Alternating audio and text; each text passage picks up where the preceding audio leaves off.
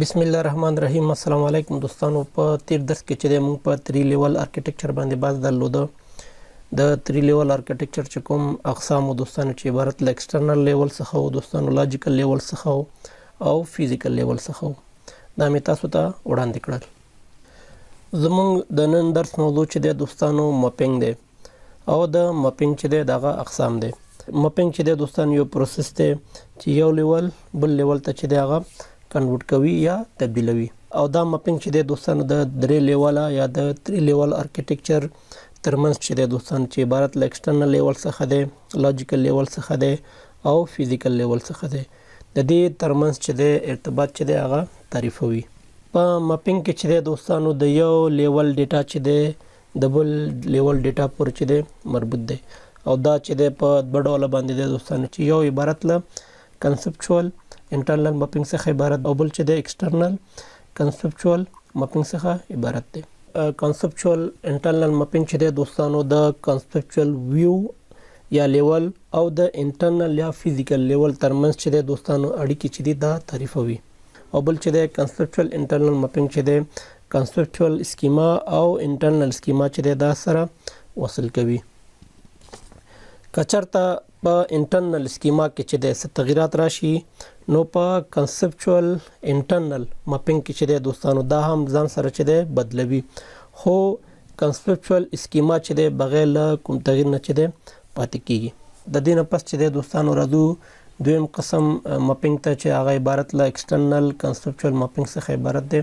دا تاسو ته زه تشریح کوم. دا ماپینګ چې د دوستانو کنسپچوال اسکیما او ایکسټرنل اسکیما چې د سره نښلوي یا وصلوي. د ایکسټرنل ویو او د کنسپچوال لاجیکل اسکیما ترمنځ ماده چې د دا اړیکې چې د تعریفوي، خو ایکسټرنل اسکیما چې د دوستانو بیا بغیر له کوم تغییر نه چې د هغه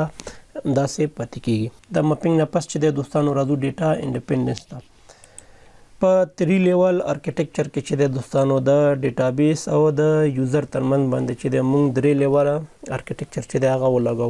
چې هغه عبارت له ویو لیول څخه او دوستانو کنسپچوال لیول څخه او فزیکل لیول څخه چې دا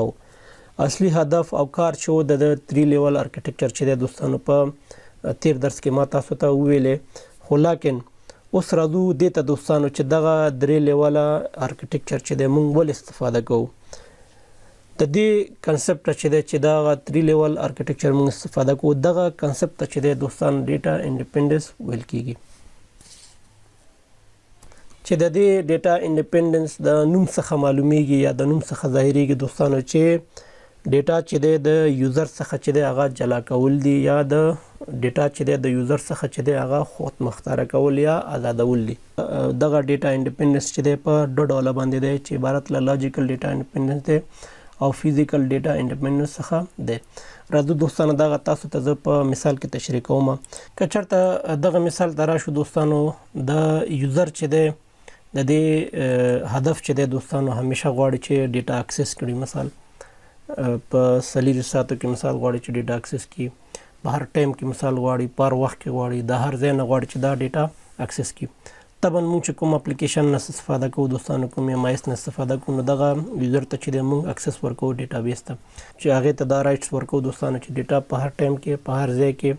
په هر وخت کې چې د هغه اکسس ولري. لیکن موږ غواړو دوستانو چې څنګه دغه څه چې دی ډیټا چې دی دوستانو د یوزر څخه چې دی انډیپندنټ کړو، آزاد کړو.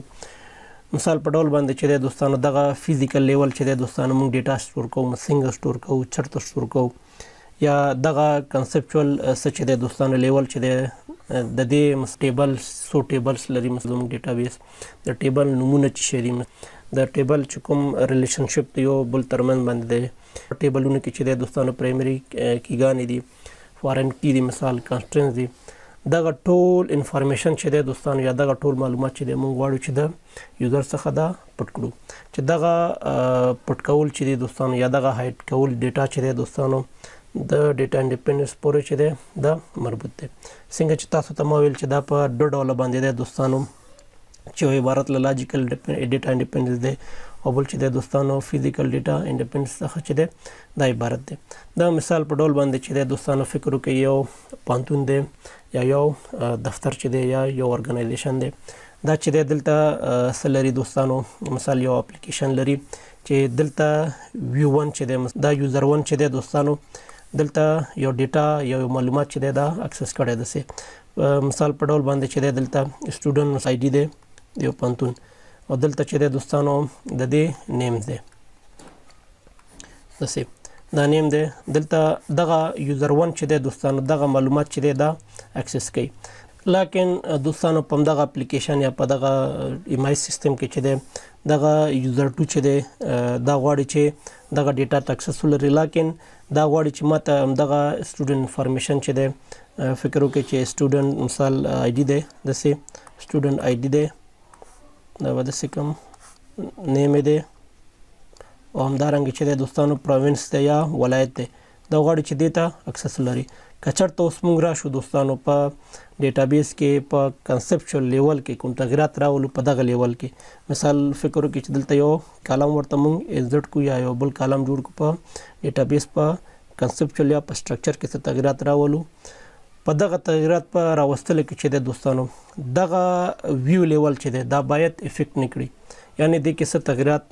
رانشي د څه لپاره د اول یوزر لپاره. مثال کوم اول یوزر چې دی پخوا کوم دغه ډیټا چې لیده دغه ډیټا چې دی اوس بیا باید وګوري، یعنی دا پوه نشي دوستانو چې څنګه کوم تغیرات په سټرکچر کې کوم تغیرات راغلي په کنسپټ لیول کې یا دې کې کوم تغیرات راغلي دا ور باندې افیکټ ونه کې یا دې ته کوم تغیرات محسوس نشي چې دغه سطح چې دی دوستانو لاجیکل ډیټا انډیپندنس ورته ویل کیږي. د ډیټا انډیپندنت دویم ډول چې دی دوستانو هغه عبارت له فزیکل ډیټا انډیپندنس څخه عبارت دی. که چېرته د ډیټابیس په فزیکل لوکیشن کې موږ تغیرات راولو دغه تغیرات چې دی دوستانو د ډیټابیس په کنسپچوال لیول چې دی په سټرکچر باندې چې دی هغه کې څه تغیرات محسوس نشي. د مثال په ډول باندې چې دی راځو دوستانو د فیسبوک مثال اخلو. طبعا تاسو ټول چې دی د فیسبوک نه تاسو استفاده کوئ کله چې خپل معلومات چې دی یا ډیټا چې دی فیسبوک ته تاسو دلته پورته کوئ د مثال په ډول باندې عکس دی مثال یو عکس دی خپل پروفایل دا پورته کوئ یو پوسټ دی تاسو په فیسبوک کې کوئ. طبعا دغه فیسبوک چې دی ورځ په ورځ چې دی دوستانو په میلیونونه په لکونو په زرونو کسان چې دی دغه فیسبوک دنیا ته چې دی راځي. طبعا کله چې تاسو یو عکس دی خپل په اکاونټ کې چې دی هغه پورته کوئ یو پوسټ کوئ مثال یو ویډیو چې دی هغه خپل اکاونټ ته پورته کوئ دا چې دی دا ځای نیسي دوستانو. طبعا دوستانو چې څنګه چې فیسبوک ته په زرونو په لکونو په میلیونونو کسان ورځ په ورځ ورته زیاتېږي دوستانو نو دغه فیسبوک اداره چې دی د دې هغه ډیټابیس چې دی د دې ځای چې دی یا هارډ ډیسک چې دی دا ډکیږي نو بیا د بیک اپ کولو لپاره چې دی یا د ډیټا د موف کولو لپاره چې دی بل هارډ ډیسک ته مثال یا بل سرور ته چې دی ستاسو ډیټا چې دی دا موف کوي. طبعا دغه ډیټا موف کول چې دی دوستانو ستاسو په اکاونټ باندې چې دی داسې نه دی شوی چې تاسو دغه موف کول دا تاسو هیڅ کړئ. نو که چېرته دلته راشو دوستانو کله چې فیسبوک اداره چې دی خپل د ډیټابیس په فزیکل ځای کې چې دی هغې ته تغیرات راولي دغه تغیرات چې دی دوستانو چې کله په فزیکل لیول کې چې دی کوم تغیرات راشي او دغه تغیرات چې دی په سټرکچر کې چې دی د ډیټابیس یا په کنسپچوال لیول کې چې دی کوم افیکټ یا تغیر رانولي دې ته فزیکل ډیټا انډیپندنس ویل کیږي. دوستانو دا زموږ د نن درس چې تاسو ته مې د ماپینګ په هکله باندې معلومات وړاندې کړل او همدارنګه د ډیټا انډیپندنس په هکله باندې چې تاسو ته مې معلومات وړاندې کړل. د نورو ویډیوګانو لپاره چې دی زما چینل سبسکرایب کړئ او د بل بټن کې کېکاږئ. تر بیا مو په خدای پاک سپارم ښه وخت لري. الله پامان.